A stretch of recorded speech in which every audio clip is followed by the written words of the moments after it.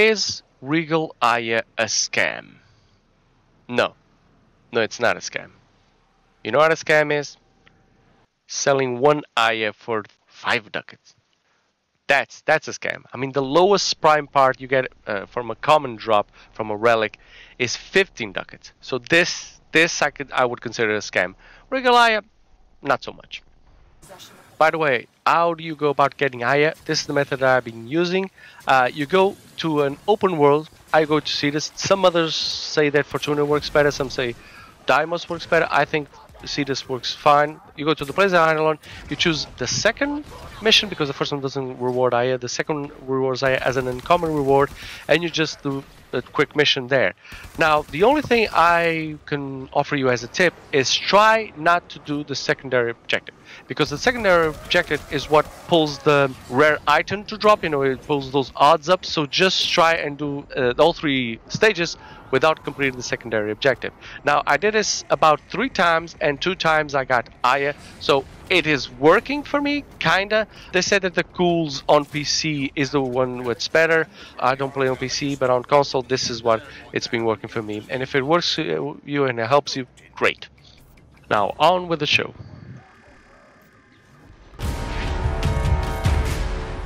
Hello everyone, welcome back to the channel. I'm G, and what a week it has been for Warframe, right?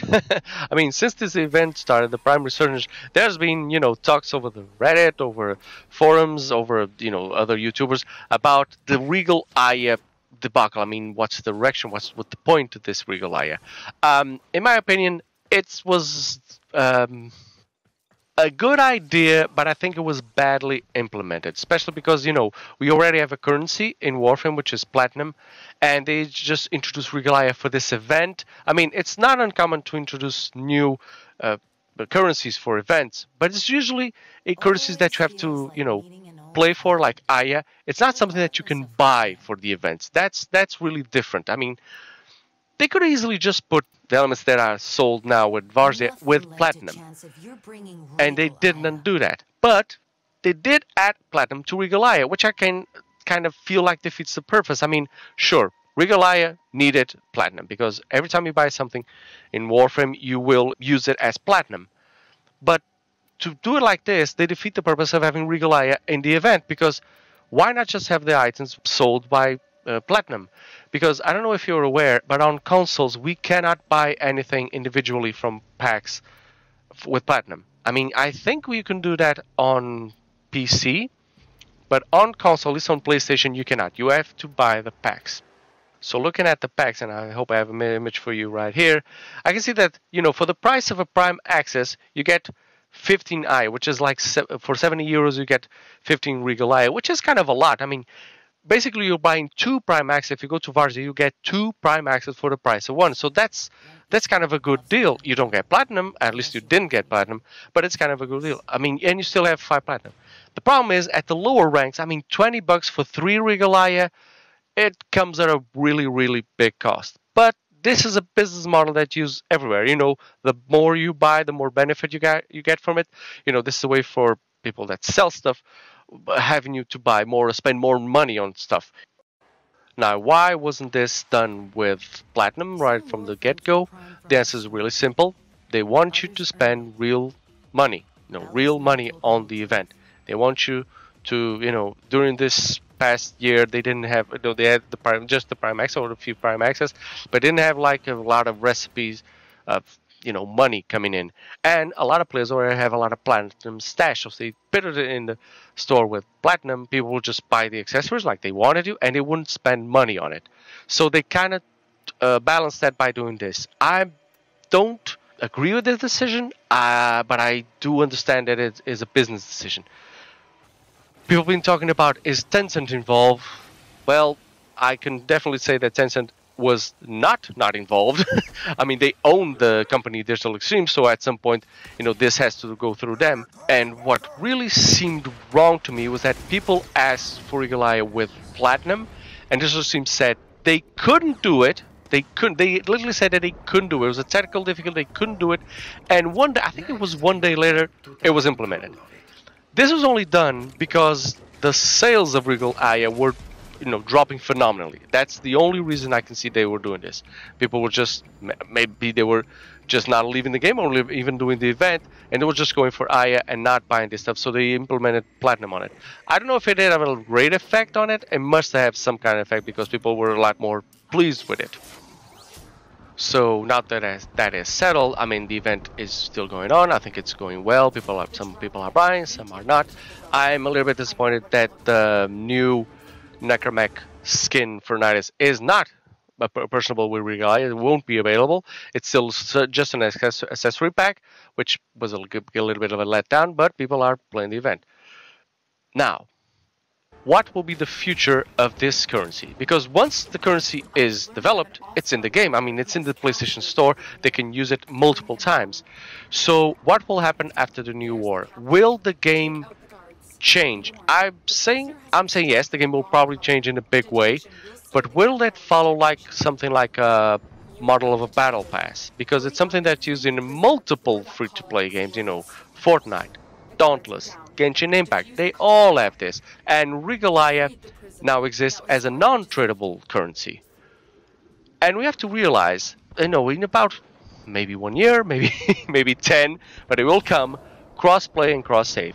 And if you have, and every platform, PC, consoles, and Twitch, have different economies. The economy, for instance, in PC makes everything a lot more expensive because there's a lot more platinum going around.